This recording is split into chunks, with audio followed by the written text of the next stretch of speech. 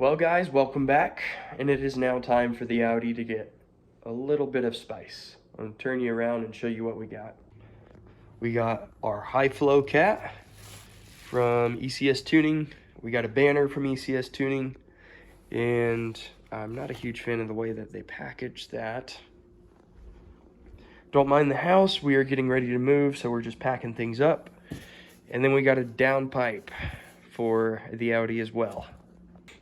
So the cat goes first. They're two separate products from ECS. It's not like integrated engineering where it's just one product.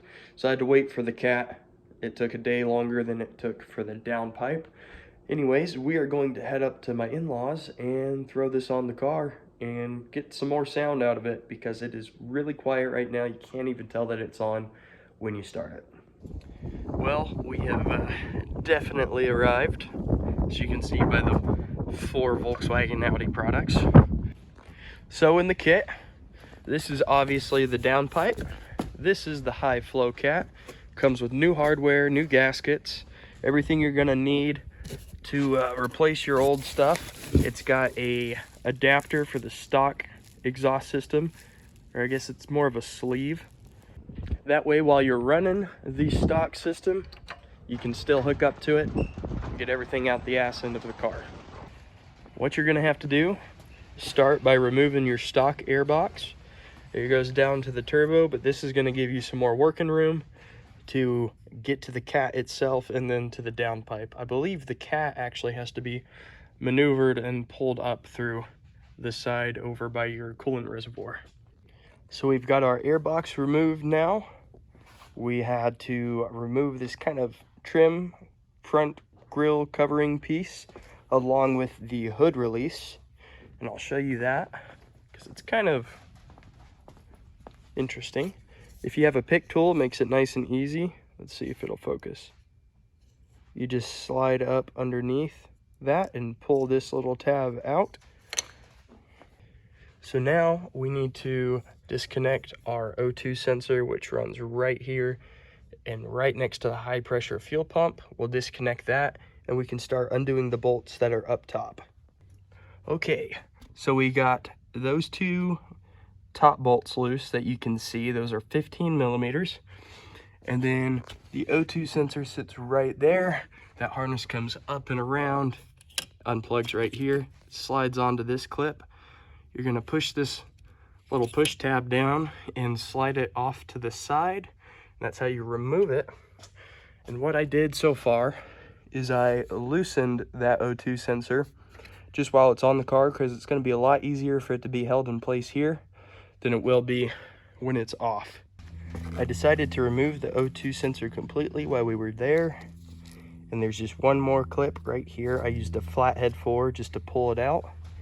So we got that all set aside, and that can go in the new cat when we're ready. So let's take a look at everything real quick. These are all the tools I've used. A 15, 12 millimeter socket, a 12 millimeter ratchet wrench, a 7/8, not that one, that was on the ground, 7/8 to remove the O2 sensor, a flathead, and a T25 on a impact or a power drill. So like I said, I got the 2 bolts on the top, I got the O2 sensor, and I got 1 bolt on top in the very back, right where the factory downpipe connects to the cat. You can't see it, but it is back there. So we're gonna jack the car up into the air on the lift. We're gonna do everything on the bottom side. That way we can get the new parts in and get everything bolted up and we can get a sound test. I sure hope it's worth it because this has been a real big pain. Everything sounds easy on paper and then it is not. That's the story of cars. So the bottom 2 bolts on this are a real struggle to get to. The very bottom one, I had to use some extensions and a breaker bar to get off.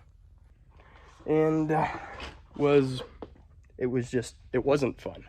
This isn't something enjoyable because you're fighting with it so much. But we're ready to get everything new on, and I gotta get everything laid out. My head is frazzled, so I will go ahead and do that find out where everything is, what's all going where, and we will get everything in the car. Also, I'm gonna have to reuse 2 of these studs, well, bolts and studs, because the studs came out of the turbo. So there's that. We got the gaskets. This is the one that goes on the turbo before the high flow cat, so that'll go on first.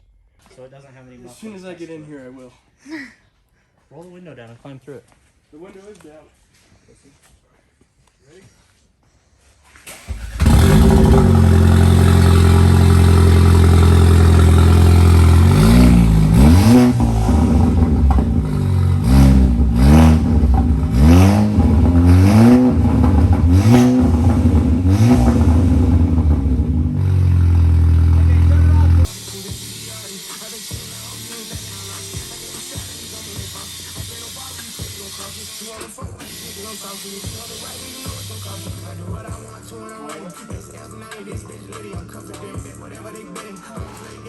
So we had gotten everything installed.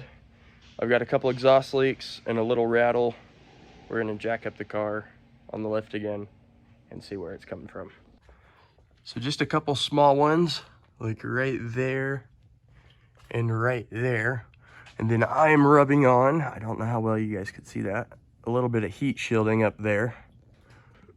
So I'll tighten up those clamps, and then after that, I'll probably have to take a pry bar or something, go up in there and just kind of push the shielding back a little bit, and nothing too drastic, and that should stop the rubbing. Well guys, the exhaust, the downpipe, and the catback, I keep screwing it up. The downpipe and the high flow cat are done on the Audi. I'm gonna give you a cold start. I've kind of let it sit for a while since we've driven it. I fixed the exhaust rattle and the exhaust leak, although I think I've started to hear another one, so I'm gonna have to go through all the bolts on the high flow cat itself and make sure we're good there. I'll go ahead and start it up so you guys can hear what it sounds like. So this is with the windows up. You get a little bit more of a growl. With the high flow cat, you do get a check engine light if you're not tuned. Here's with the windows down.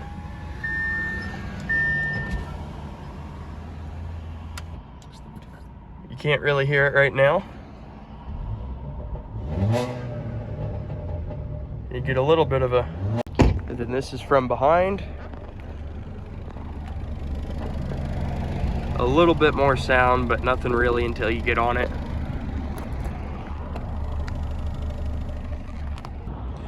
Now the big question is it worth it? That's debatable. The install process was not very fun. I'd almost just do a muffler delete unless you are going stage 2, which eventually I will, so it will have been done anyways. But it was 500 and some change for the downpipe and the high flow cat. It was a 4 to 5 hour job without the right tools. Once we got the right tools, it went a little bit smoother, but was still a pain. If it's something that you're wanting to be really loud and you want to do a muffler delete and the high flow cat and the downpipe and you're not going stage 2, then yeah, it's worth it.